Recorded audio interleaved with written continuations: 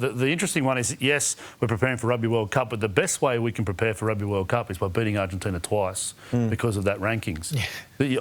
Like I tell you what I'm doing here for Stan Sport, if it's allowed, is banning discussions around the Bledisloe for 2 weeks.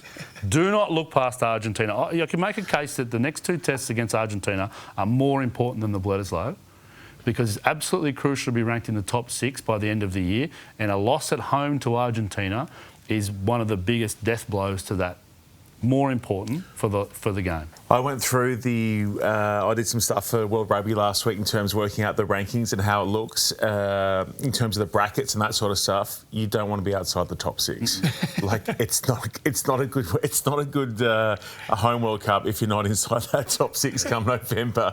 So that's going to be quite important. Okay, so how hard are Argentina going to be to turn? I keep telling anyone who asks me, fellas, Argentina are not just good, they are excellent. They are outrageously good when they catch fire, and they caught fire against the All Blacks. They caught fire against us last year. They caught fire against the Lions. They've caught fire against pretty much everyone in World Rugby these last 2 years. Morgs, have they got you a little nervy?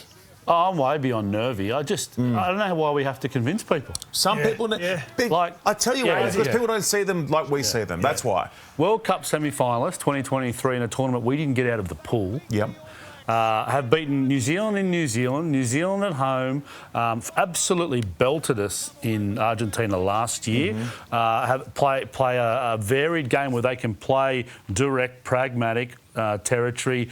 Absolutely outplayed the All Blacks in the air. Great variation of kick and pass. One of the best short passing games in the 15-metre channels. Great on counter-attack. Play tough, fit and discipline. It's the most disciplined Argentina I've ever seen.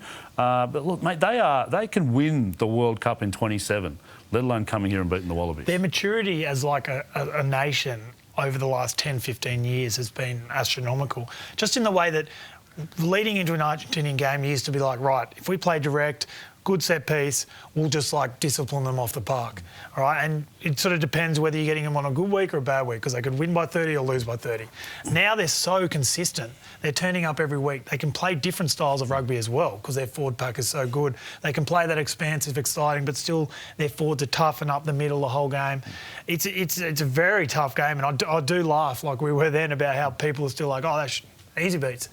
They are a different nation now, and I think it's going to be a big game, big first one in Townsville because they're on a high. They didn't just beat New Zealand. It wasn't like New Zealand lost that game. They beat them well. And for us, Australia, we've got beaten by South Africa. So it's going to be interesting to see that rise of that emotion over the week, and who the selection decisions and how they want to play, especially up in Townsville. It's going to be hot, whether they run or where they grind them out. It's going to be a really good game, but so important that game one. Yeah, I think they like Australia. I think the South Africans generally like coming to Australia and playing. The Kiwis love coming to Australia and playing. I think the Argentinians are in that block with they spent a lot of time in those COVID years out here as a group, and they've actually built off the back of that. So they go Jaguares, they had some core players play together, they managed their own domestic comp with their players playing in Europe, then they had a block of time during COVID together, and they bounced off the back of that. I think they enjoy coming to Australia. Before we have a quick look at the ladder, Townsville, 2 p.m. kickoff.